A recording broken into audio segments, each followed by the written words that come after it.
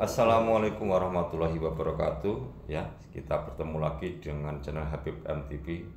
Dan dimanapun Anda berada, semoga Allah selalu melimpahkan rahmatnya kepada kita semuanya. Amin amin ya rabbal alamin. Ya, dalam kesempatan kali ini kita akan menonton sebuah video yang istimewa. Ini tentang bulan puasa juga, dimana banyak orang mengatakan bahwa ketika di bulan puasa, setan ini semuanya dibelenggu oleh Tuhan, dihukum oleh Tuhan, sehingga apa? Sehingga setan itu nggak ada berkeliaran di dunia ini. Tapi kenyataannya kan tetap ada ya, banyak orang berbuat maksiat, banyak orang malas puasa, banyak orang pokoknya godaannya itu tetap ada. Bahkan banyak orang juga yang dihantui ya, di tempat yang angker-angker dihantui para hantu itu juga masih banyak. Juga banyak orang kesurupan juga. Nah, ini menandakan bahwa setan ini tidak dibelenggu oleh Tuhan secara global, itu enggak. Akan tetapi memang setan itu memang benar-benar dibelenggu oleh Allah. Itu apabila hati kita ini mampu untuk istilahnya, ini hati kitanya mampu untuk mengendalikan hawa nafsu, baru setan itu dibelenggu. Tapi untuk kita, untuk orang-orang yang benar-benar mampu mengendalikan hawa nafsu, itu benar-benar setan dibelenggu oleh Allah. Tapi yang enggak bisa membelenggu hawa nafsu ya enggak ada, setan dibelenggu enggak ada, malah dirinya ini penuh dengan setan seperti itu ya. Makanya untuk lebih jelasnya, mari kita simak video ini bersama-sama, jangan sampai Anda berkedip ya. Ini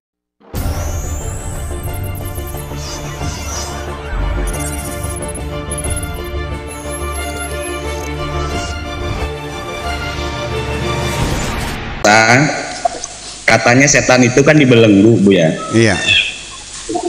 Ya. Iya. Nah, tapi pada kenyataannya kok banyak di sekitar kita atau bahkan kita sendiri tetap memiliki sifat-sifat kesetanan padahal kita itu berpuasa, Bu ya. Mohon penjelasannya, Bu ya. Alhamdulillah, ini baru saja tadi siang saya tuh berdialog. Baru saja saya berdialog dengan seorang sahabat. Saya mengatakan, kok bisa terjadi? Ini kan bulan puasa gitu.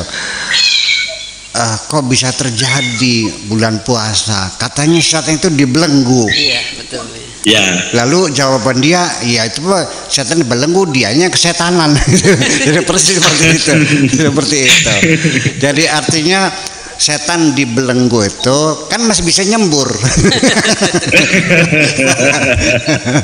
Masih bisa menjerit kan. Itu. Jadi artinya bahwa bikin aja lah kita dengan bahasa guyon tadi. yang seharusnya begini, setan dibelenggu itu sebagai simbol bahwa setan yang ada pada diri kita yang disebut korin itu juga dalam bulan puasa, karena kita ini puasa sehingga dari pagi sampai sore perut kita lapar, ya kan, kita tahan dahaga, kita tahan, kita bersahwat, kita tahan. Itu artinya bahwa nafsu kita, emosi kita itu dalam bulan puasa terkendali. Seharusnya begitu. Orang dalam keadaan lapar nggak mungkin bersahwat dong, boro-boro bersahwat, teklok. Ya kan gitu. Nah, tetapi nanti bukan setan yang gentayangan, ini setan yang ada dalam diri kita itu, maksudnya hawa nafsu kita itu bisa terkendali.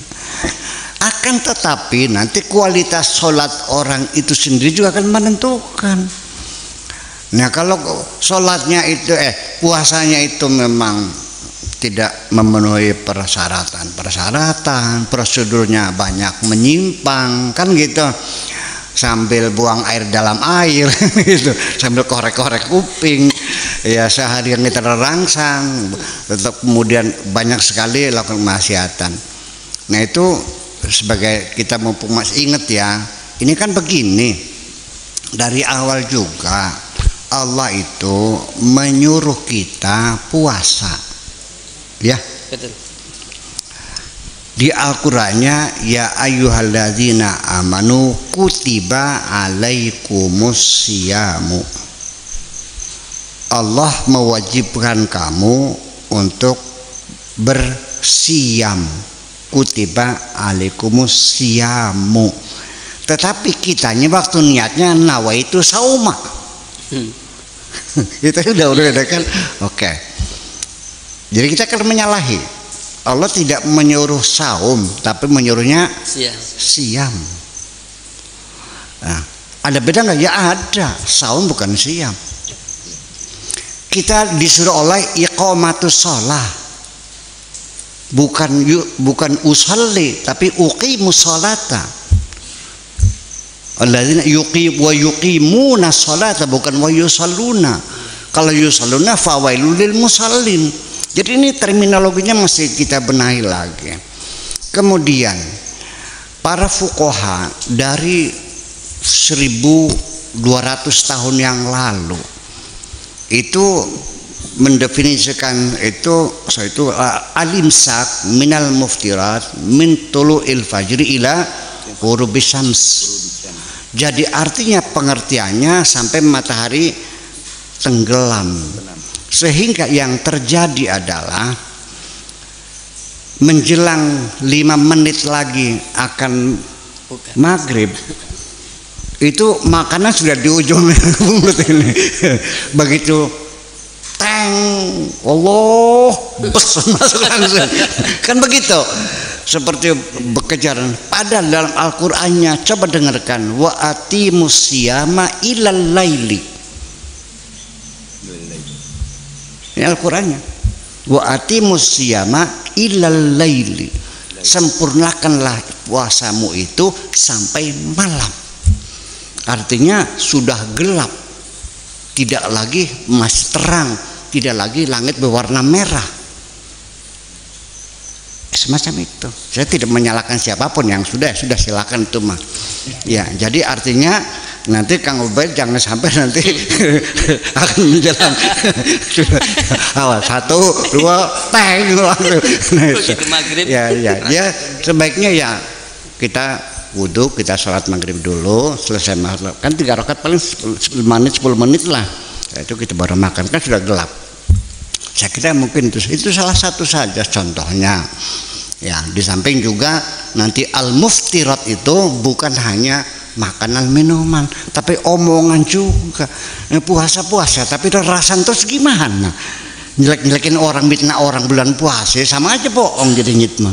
Saya kira mungkin yang dipesankan satu, memang setan masih bisa menggoda kita. Yang ada terbelang itu hawa nafsu kita. Ya kan seperti itu. Dan kemudian yang kedua, jangan-jangan sebabnya karena puasa kita tidak berkualitas. Mungkin kita jangan menyalahkan orang, kita akan kita sini aja. Ya, seperti inna sholata tanha anil fahsya wal munkar. Jangan menyalahkan Tuhan mengatakan bahwa sholat tidak efektif. Ya coba kita koreksi, jangan-jangan sholat kitanya yang tidak berkualitas. Puasa juga bisa mendelikung setan, tapi ternyata bisa menggoda juga. Jangan-jangan puasa kita yang tidak berkualitas. Begitulah kira-kira. Ya, seperti itulah ulasan yang telah diberikan oleh beliaunya Kiai Haji Buya Syakur Yasin. Semoga ini bermanfaat khususnya bagi saya sendiri, juga bagi Anda semua ya. Saya kira sekian, selamat menjalankan ibadah puasa. Semoga puasa Anda lancar dan di Lebaran benar-benar Anda menjadi fitri, benar-benar bersih kembali seperti baru dilahirkan. Ya, selamat menjalankan ibadah puasa. Semoga amal ibadah puasa kita diterima oleh Allah Subhanahu wa taala. Amin. Saya kira sekian. Assalamualaikum warahmatullahi wabarakatuh.